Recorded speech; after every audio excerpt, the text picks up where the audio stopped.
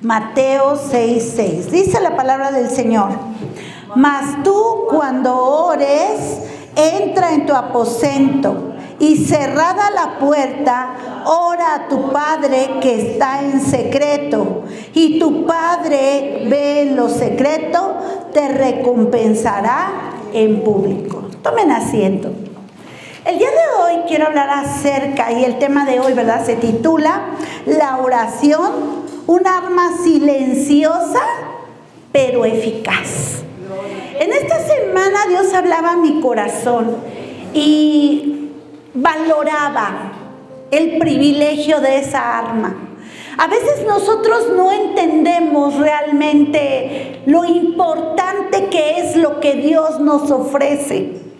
Y vemos aquí en este versículo que dice: mas tú, cuando ores, entra en tu aposento y cerrada la puerta, ora a tu Padre que está en secreto. Y tu Padre que ve en lo secreto, ¿qué va a pasar? Te recompensará en público. Y a veces nosotros es lo que menos ocupamos.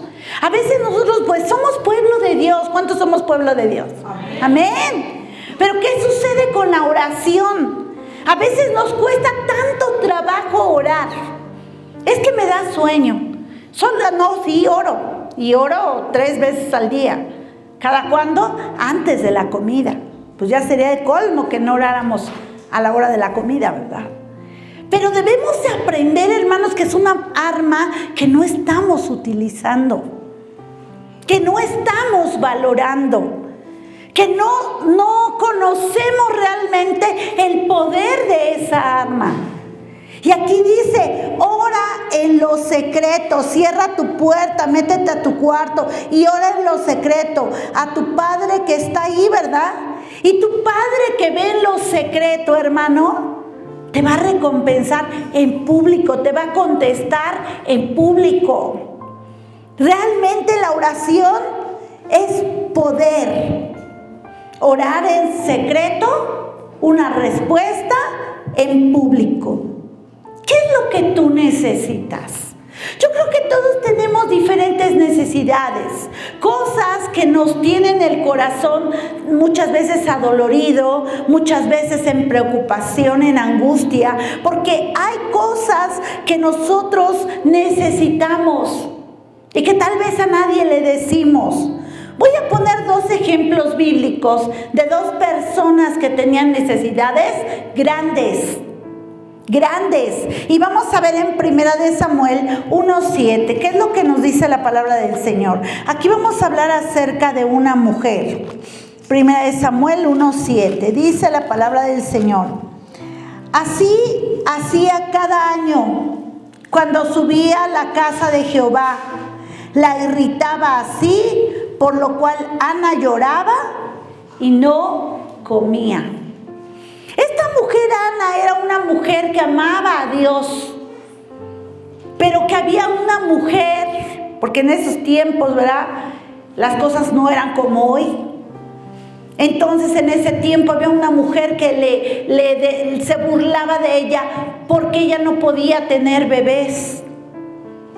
Y ella lloraba, ella se angustiaba, le dolía en su corazón, era algo que nadie entendía, porque toda la gente tenía hijos, y en la antigüedad era muy importante el tener muchos hijos, y esta mujer no podía tener ni uno, se burlaban de ella. Entonces ella propuso algo en su corazón, su necesidad la llevó a tomar una decisión. ¿Cuál fue esa decisión? Ella cada año iba a un lugar, al templo, y clamaba a Dios con todo su corazón. Imagínense el tamaño de su necesidad. ¿Cómo creen que estaba? Ella estaba desesperada, ella estaba dolida, ella sentía que todo el mundo la miraba. Porque les digo, en ese tiempo era muy importante que los hijos fueran muchos los hijos, ¿verdad? Cada año iba a la casa de Dios a clamar. Una cosa es orar, otra cosa es clamar. Clamar, gemir, llorar, ¿verdad? Es lo que esta mujer hacía. Dice el versículo 13. Pero Ana hablaba en su corazón y solamente se movían sus labios y su voz no se oía. Y Elí la tuvo por ebria. ¿Quién era Elí? Era el sacerdote, ¿verdad? Que estaba en ese lugar. Entonces le dijo Elí: ¿hasta cuándo estarás ebria? Digiere tu vino. Y Ana le respondió diciendo: no, Señor mío, yo soy una mujer atribulada de espíritu. No he bebido vino ni sidra, sino que he derramado mi alma delante de Jehová. Era tanto el dolor de esta mujer que no sé, tal vez gritaba, tal vez lloraba, tal vez sus lágrimas eran demasiado escandalosas, a tal grado que Elí pensó: esta mujer está ebria. Y hasta le llamó la atención, ¿verdad? ¿Cuántas veces hemos sentido ese dolor que parte nuestro corazón? ¿Cuántas veces el dolor nos ha quitado las fuerzas de las piernas? ¿Cuántas veces ese dolor ha movido nuestras emociones? Y hemos expresado, es tanta la situación tan difícil que no hemos podido guardar silencio. Yo creo que en alguna ocasión hemos estado así. Pero esta mujer lo que hacía era derramar su corazón ante Dios, porque era el único que la podía ayudar. Ella había decidido algo. Dice el versículo 17: y Elí respondió y dijo: ve en paz, y el Dios de Israel te otorgue la petición que le has hecho. Ella oraba en secreto, su corazón clamaba. Menciona que cada año iba, o sea que no era el primer año que ella estaba ahí. Pero no porque no sucedía nada, ella dejaba de clamar. Y nosotros debemos de aprender que la oración es hasta que sucedan las cosas. Tú tienes que orar hasta que sucedan. Esta mujer no se cansó de clamar a Dios, de pedirle a Dios con todo su corazón. Y este sacerdote le dijo que el Señor pues cumpla lo que tú quieres, porque le ha de haber dolido en su corazón ver el dolor tan grande que esta mujer estaba pasando. Dice, ¿verdad? Más adelante dice el versículo 19: y levantándose de mañana, adoraron delante de Jehová, y volvieron y fueron a su casa en Rama, y Elcana se llegó a Ana, su mujer, y Jehová se acordó de ella. ¿Qué sucedió? Que esta mujer quedó embarazada. ¿Qué pasa, hermanos? ¿Ustedes creen que fue fácil? No es fácil, pero tú y yo, cuando tenemos una necesidad, debemos de aprender a tomar decisiones. ¿Qué voy a decidir en mi corazón? Es tanta mi necesidad, tengo que decidir algo. Voy a orar. El día de ayer platicábamos con una persona y le decíamos: nos vamos a poner de acuerdo. Y a las 10:30 vamos a orar juntos. No importa dónde nos encontremos, 10:30 nos vamos a poner a orar. A veces tenemos que tomar decisiones correctas para que las cosas sucedan, ¿verdad? Esta mujer tomó una decisión correcta. No fue fácil. Ella necesitaba un hijo. La gente no la entendía. Las personas tal vez se burlaban. La gente nada más la miraba, pero la que sentía el dolor y tenía la necesidad era ella. Pero supo acercarse al Señor. Vamos a ver en Hechos un segundo ejemplo. Hechos capítulo 12, versículos 1 al 5. Hechos 12, del 1 al 5. Dice la palabra del Señor: mismo tiempo, el rey Herodes echó mano a algunos de la iglesia para matarles y mató a espada a Jacobo, hermano de Juan. Y viendo que esto había agradado a los judíos, procedió a prender también a Pedro. Eran entonces los días de los panes sin levadura. Y habiéndole tomado preso, le puso en la cárcel y entregándole a 4 grupos de 4 soldados cada uno para que le custodiasen, y se proponía sacarle al pueblo después de la Pascua. Aquí sucedió algo tremendo, hermanos. 2 hombres sirviendo a Dios con todo su corazón, con un deseo ferviente de compartir la palabra. Pero en ese momento pasó una injusticia muy grande. Dice que empezaron a perseguir a algunos de la iglesia para maltratarles. Pero no estaban haciendo nada malo. Pero así es el enemigo, hermanos. En el momento menos esperado viene la prueba.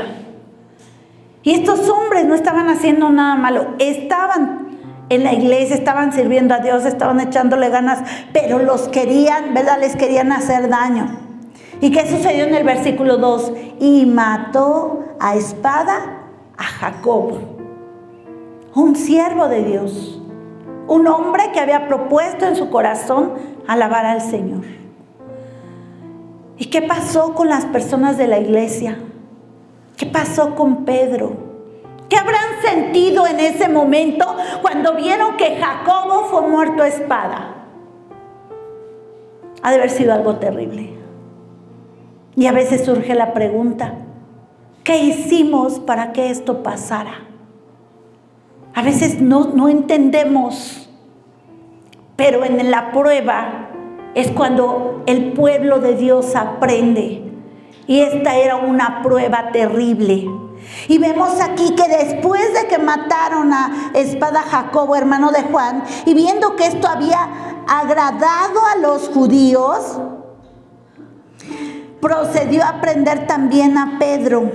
Eran entonces los días de los panes sin levadura. Era una fiesta importante para el pueblo de Dios. Y este hombre dijo, pues voy a hacer varias cosas. Yo veo que el pueblo está contento. Voy a seguir haciendo cosas malas, porque estas eran cosas malas. Y habiéndole tomado preso, le puso en la cárcel, entregándole a 4 grupos de 4 soldados cada uno para que le custodiasen, y se proponía sacarle al pueblo después de la Pascua. ¿Qué era el peor de los asaltantes, traficantes, o el peor de todo el mundo? No, era un siervo de Dios, pero le puso guardias como si fuera una persona muy perversa. Y el pueblo de Dios se pregunta, ¿por qué una injusticia así? ¿Cuántos hemos vivido injusticias? ¿Cuántos hemos pasado por ese proceso tan difícil? Y hemos dicho, pero no estoy haciendo nada malo. Pero era el momento en el cual estábamos alabando a Dios. ¿Por qué sucedieron las cosas? Y nos duele, y nos herimos, y salen muchas preguntas que en ese momento no encontramos las respuestas. Y el pueblo de Dios llorándole a un siervo muerto y llorándole a un siervo preso.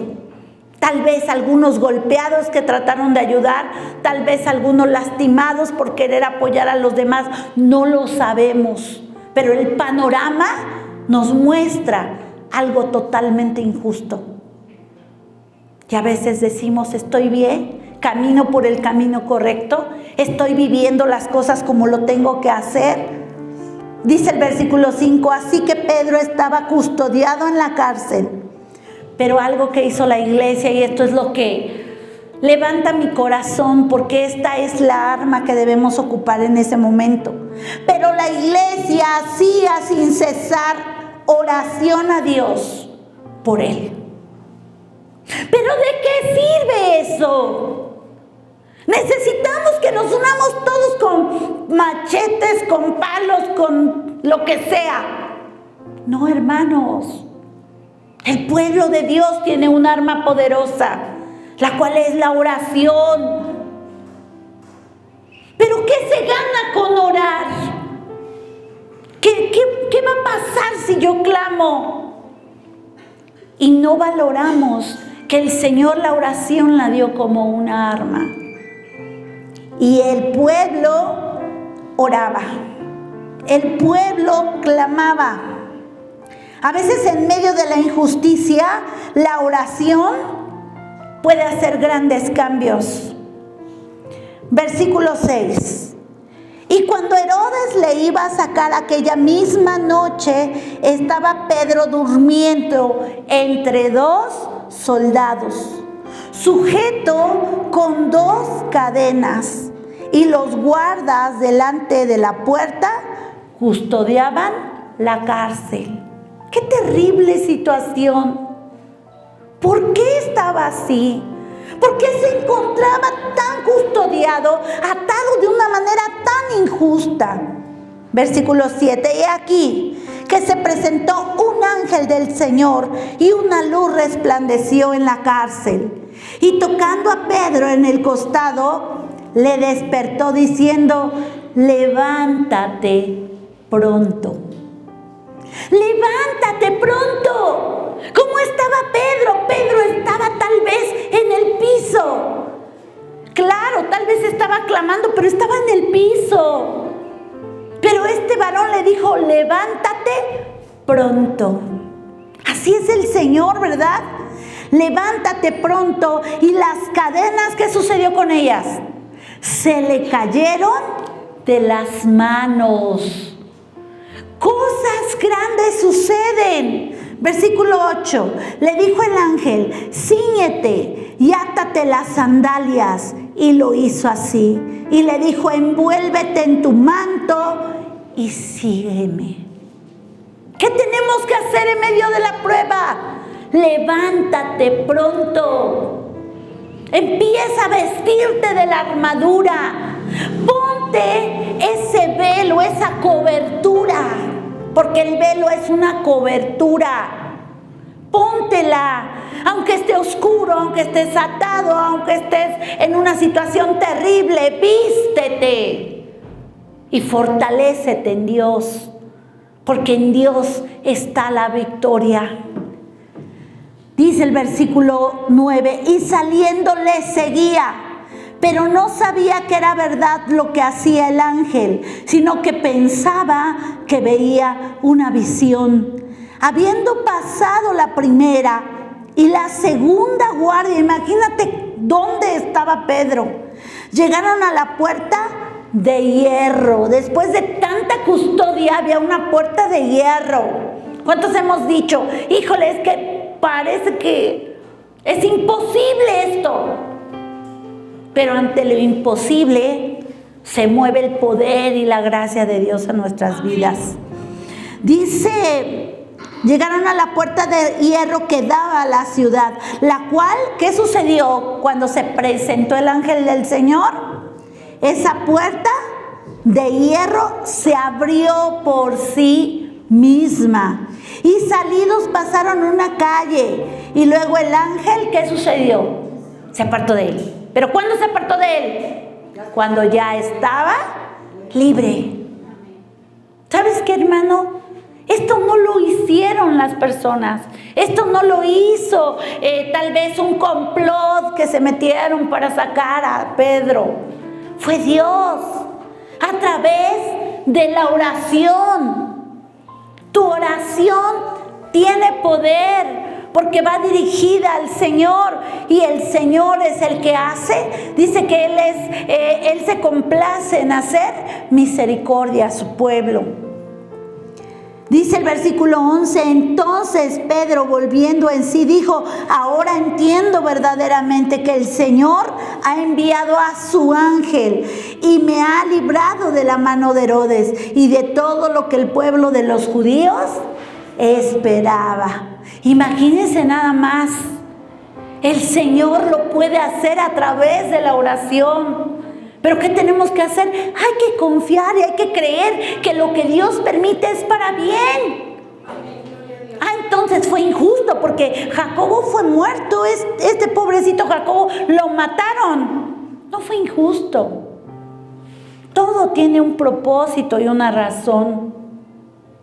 Y a veces, aunque vemos las cosas injustas, este varón llegó a la presencia de Dios. Ya no hay dolor, ya no hay llanto, ya no hay tristeza. Él fue el más feliz porque él acabó la carrera. Para muchos era tragedia, pero para él fue la victoria. Y Dios mostró cómo pudo sacar de algo que se veía imposible, porque estaba metido. Yo digo que hay varias etapas en la cárcel. Pues él estaba hasta adentro. Y lo trataron como el peor de los hombres. Pero ¿qué pasa, hermanos? Ante la oración, nada es imposible. Más adelante vemos, ¿verdad?, que Pedro cuando salió fue y buscó al pueblo, ¿verdad?, a los que estaban orando. Y ellos pensaban, no, ya lo mataron, es su espíritu. Pero no, era Pedro y el poder de Dios se manifestó en la vida de Pedro. Y Dios se puede manifestar en cada uno de nosotros. Vamos a ir al Salmo 5:3 y vamos a ver que es necesario clamar, hermanos. Valora el privilegio de tener el acceso al Padre a través de la oración. No necesitamos otros intermediarios más que a Jesucristo para que nuestra oración llegue al Padre. Dice el versículo 5, capítulo 5, versículo 3, dice: oh Jehová, de mañana oirás mi voz, de mañana me presentaré delante de ti y esperaré. Es importante que esta oración nosotros la hagamos, hermanos, que clamemos al Padre, porque el mismo Dios que hizo los milagros de antes es el mismo Dios al que clamamos hoy. Pero a veces lo olvidamos y dudamos y empezamos a buscar respuestas y empezamos a buscar la salida y nos olvidamos de quién es Dios. Y vemos aquí, ¿verdad? Y dice la palabra: de mañana me presentaré delante de ti y esperaré. ¿Cuándo tienes que orar? Antes de que sucedan las cosas, durante el proceso y al terminar el proceso. Orad sin cesar. Dios es el que tiene las cosas en sus manos y las cosas suceden si nosotros creemos. A veces hay oposición y solamente quiero que leamos rápidamente Daniel 10. Daniel capítulo 10, versículo 2 y 12. Solamente vamos a leer estos dos versículos y ya mero culminamos. 10, 2 y 12. Dice: en aquellos días yo, Daniel, estuve afligido por espacio de 3 semanas. ¿Quién era Daniel? Un hombre de oración. ¿Cuántas veces oraba? 3 veces al día. Y no oraba nada más así, como que se encerraba en su cuarto y en lo secreto. No, él estaba acostumbrado que abría sus ventanas para que vieran que él estaba alabando a Dios. Pero ¿cuántas semanas estuvo afligido? 3 semanas. Dice el versículo 12: entonces me dijo: Daniel, no temas, porque desde el primer día que dispusiste tu corazón a entender y a humillarte en la presencia de tu Dios, fueron oídas tus palabras, y a causa de tus palabras yo he venido. Mas el príncipe del reino de Persia se me opuso durante 21 días. Pero he aquí, Miguel, uno de los principales príncipes, vino para ayudarme y quedé allí con los reyes de Persia. ¿Verdad? ¿Qué sucede? Que a veces oramos, no vemos respuesta, nos preocupamos, nos angustiamos, Dios no me oye. No, hermanos, a veces hay oposición. Dios escucha nuestro clamor. Pero tenemos que aprender a esperar, a confiar, a creer. Alguien apenas me decía, es que cada vez están peores las cosas. Le digo, no veas el panorama. Mira lo que viene atrás del panorama. ¿Qué es lo que viene? Una gran victoria. Créele a Dios. Después de la tormenta, siempre va a brillar el sol. Y va a salir el arco iris, que es la promesa de Dios, en que Él estaría con nosotros. El que Él guardaría nuestras vidas, el que Él nos protegería. Entonces nunca olvides las promesas del Señor. Dice la palabra del Señor, gloria a Dios, en Hechos 1:14. Vamos a ver algo que hacía el pueblo de Dios. La primera iglesia hacía cosas tremendas y vemos el poder de Dios manifestándose. Hechos 1:14, dice la palabra del Señor. Y todos estos, ¿qué hacían? Perseveraban unánimes en oración y ruego, con las mujeres y con María, la madre de Jesús, y con sus hermanos. ¿Qué hacían? Todos estos perseveraban unánimes en oración y ruego. Hermanos, somos la familia de la fe. Debemos de orar unos por otros. Pero cuéntanos qué te pasa, hermanos. Díganos, tengo esta necesidad, tengo esta petición, y vamos a orar. Y las cosas van a suceder. Este era un pueblo poderoso que veía el poder de Dios descender a través de las respuestas que recibían. ¿Por qué? Porque estaban unidos. Eso es importante, estar unidos. Y así las cosas van a suceder. Todos perseveraban unánimes en oración.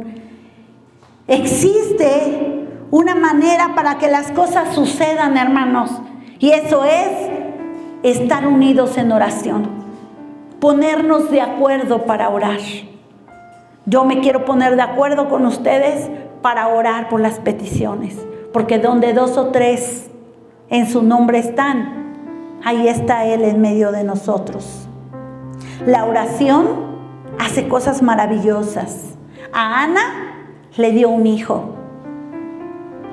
A Pedro le dio la libertad después de una injusticia. Solo tú pide y recibirás. Amén. Solamente leemos nuestra cita base y culminamos. Mateo 6:6. Dice la palabra del Señor, Mateo 6:6. Mas tú, cuando ores, entra en tu aposento y cerrada la puerta, ora a tu Padre que está en secreto, y tu Padre que ve en lo secreto te recompensará en público. Ana oró en silencio y Dios le dio un hijo que todo mundo pudo mirarlo y se lo entregó a Dios. Es hermosa esa historia. Pedro, después de haber matado a Jacobo, fue encarcelado. Todos vieron que fue encarcelado de la manera más injusta. Y después, al otro día, él ya estaba libre. Fue una libertad que Dios le dio. Lo imposible se hace posible a través de la oración. Yo te invito que de ahora en adelante tú ocupes esa arma a cada momento de tu vida. Aunque tú veas que nada sucede, en un momento inesperado, las cosas sucederán.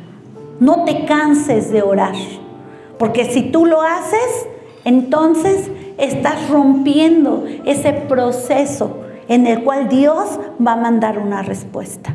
No dejes de orar. Vamos a clamar al Señor en esta hora.